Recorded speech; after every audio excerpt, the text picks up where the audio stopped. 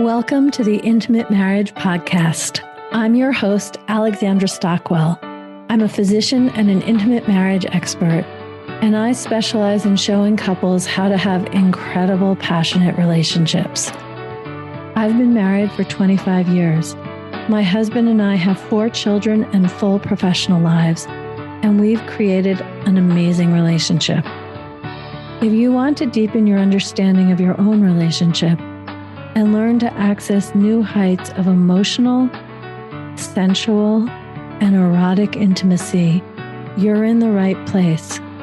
I will show you how now. Let's dive in. And we're going to dive into scheduling sex.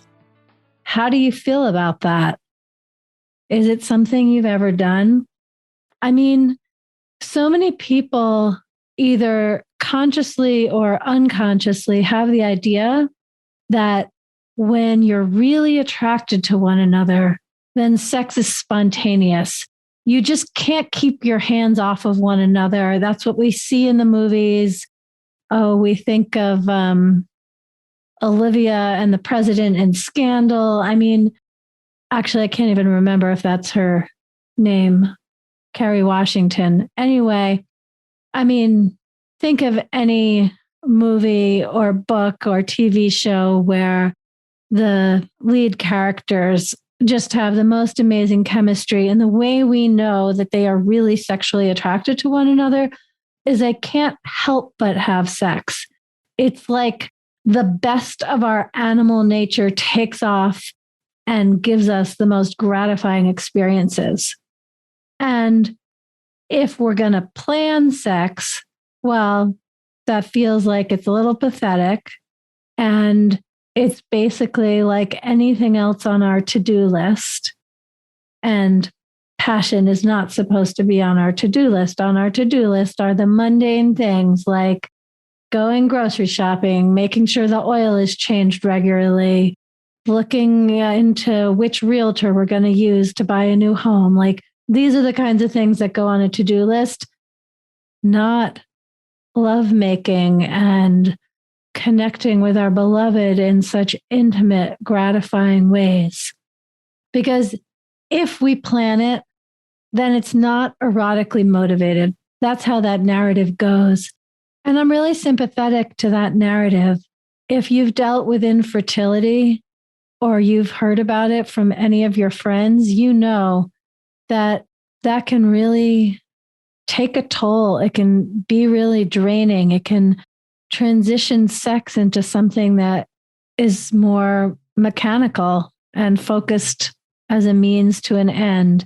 And I don't know of anyone who's really had a lot of scheduled sex in the infertility context who feels excited about having sex be scheduled. Or maybe you've been to a sex therapist and you went because sex is infrequent and or not that great. And so your sex therapist has advised you to schedule it, and it's part of a remedial program to get sex back on track to where it will again be passionate, spontaneous, and definitely not scheduled because you won't need it. Okay, I really get that approach.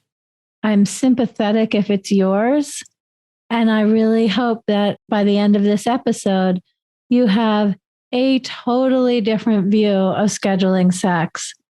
And let's be clear, if you're living a life of leisure, well, maybe you don't need to schedule sex in quite the same way that I'm talking about. But if you have responsibilities, work, family, household responsibilities, these are intense times, and time can feel tight, and certainly time for making love and being erotically activated. Well, the answer is to schedule sex, but to do it with the right attitude. As my friend Dr. Kelly Casperson says, exercise is not something someone would choose to do spontaneously, at least typically. We need to schedule it to make it happen. So why not give ourselves the grace and do that with sex? Yes, that's true. And that's practical. But I want this to go so much further. And I'm sure Kelly would agree. If you have an opportunity to have a magnificent meal at a 5-star Michelin restaurant, do you resent picking a time for your meal and making a reservation sometimes months in advance? No, it just helps you anticipate it. And there's pleasure in knowing that on Saturday at 8, you're going to be dressed beautifully and so happy to be walking in the doors and received by the hostess and taken to your table. Or if you're going to a play, something to nourish your soul, you don't resent that it's at a particular time. And there really is something so important that Kelly's pointing to when she's talking about exercise, because the things that we value, we make sure that there's room for them. If you value putting your children to bed, you make room in your schedule to do it. If you value eating regularly, you make time to do it, or you're going to figure it out, or maybe that's just not that important to you. So I really want to invite you to think of sex as the sensual experience that it is. You can be fed through touch, through taste, through sound, through smell. You don't have to partake in all of those, but you certainly can. And in this way, it really is like a gourmet meal. And sure, it's fun to randomly open the refrigerator and pull out a bunch of ingredients and make something magnificent. But I wouldn't say it's better or more delicious than when you take some time to plan your menu and make sure the ingredients are there and anticipate how the kitchen's going to smell before you set the table so beautifully. There is definitely an equivalency in the kind of erotic experiences that you can have with the person you live with. Let me tell you about Janine and Eric. I coached them, I think it was last summer, because it was a few months into the pandemic. And actually, in their case, they both were really busy working long hours and hadn't found their way to spontaneous sex anywhere near as much as they wanted, especially him, but both of them.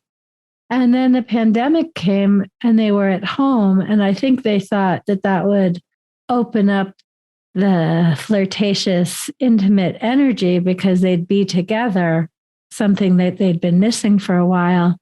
But that's not actually how it worked because, well, I don't need to explain this. Being at home during the pandemic, unanticipated homeschooling, all of the stress, figuring out Zoom, like the fact that Janine and Eric were together really didn't solve the issue as they thought it would.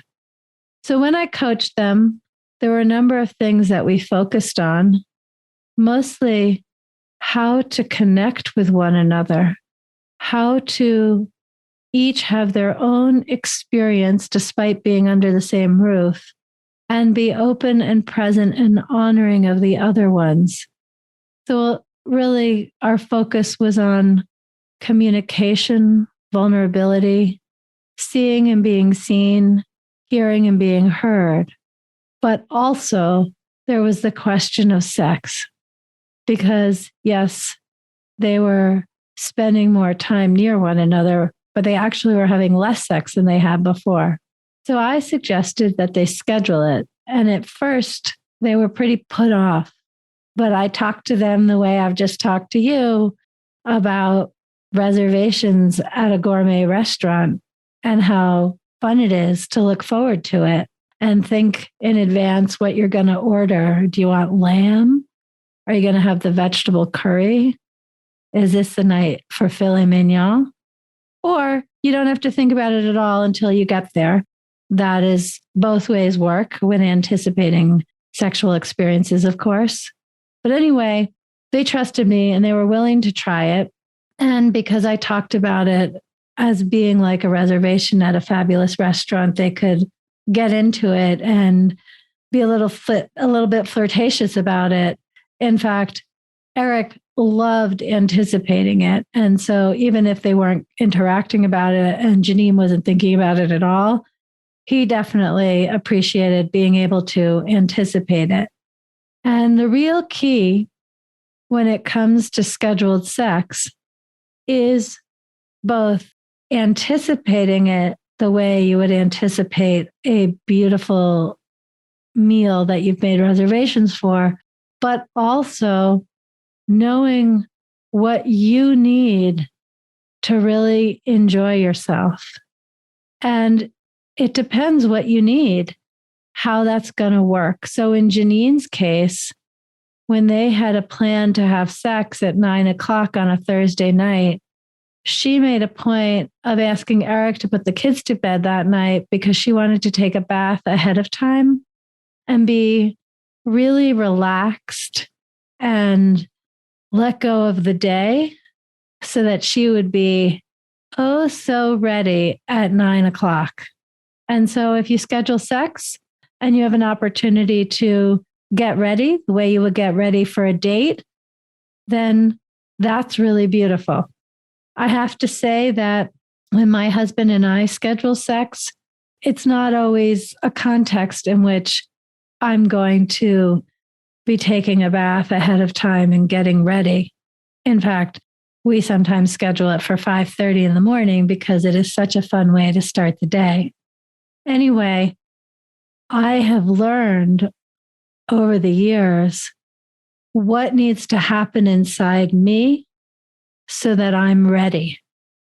And Janine needed to do that. That's why she started taking a bath. And every other couple that I have coached and advised about scheduling sex as a way to navigate wanting more intimacy and feeling like there's no time for it. What scheduling sex does is it ultimately shows you how you are in control of your libido, your turn on, and your desire. And by being in control, I don't mean that you're controlling. What I mean is that sex can be on your to-do list. It can be in your Google Calendar. But when the time comes, it's up to you not to treat it as something on your to-do list in the sense that you're just doing it to check the box.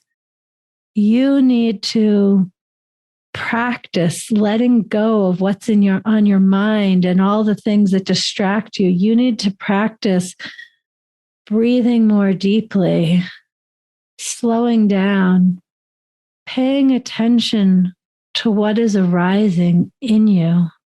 Do you want to be touched so lightly as the two of you reacquaint yourselves with one another's bodies? Or do you want to take turns massaging one another a little bit more vigorously? I just mean like not a light touch, but really massaging the muscles. Or maybe you put on certain music, or you have a really silky robe that you put on. Or maybe you put on lipstick. Or maybe you don't need any of those things. But one of the false Disney myths in our culture, at least for women, is that great sex comes when we are swept off our feet, when our lover is an outstanding lover and just knows how to play us as though we are a musical instrument. Well, even if you've experienced that at some point with your long-term partner, that is not a sustainable way of having great sex. The sustainable way of having great sex is for you to take responsibility and get to know your own body and your own sexuality and your own desire and convey that to your partner energetically, flirtatiously, inferentially, and also sometimes very directly and explicitly. And let me make sure to add that when you do communicate explicitly, it's with no blame, no judgment, and no expectation that he or she should have known it already. One of my favorite phrases from one of my teachers, Nicole Daedone, is each time like it's the first time. When it comes to scheduling sex and then having great sex, all communications aim to make it each time like it's the first time. And what I mean by that is if you've told your partner you need to be kissed more slowly in order to warm up, and you've said it 12 times, and oh my God, he's kissing me so hard. Doesn't he know I want it lighter? Each time, like it's the first time, go ahead and say again, please kiss me lighter so I can warm up a little bit.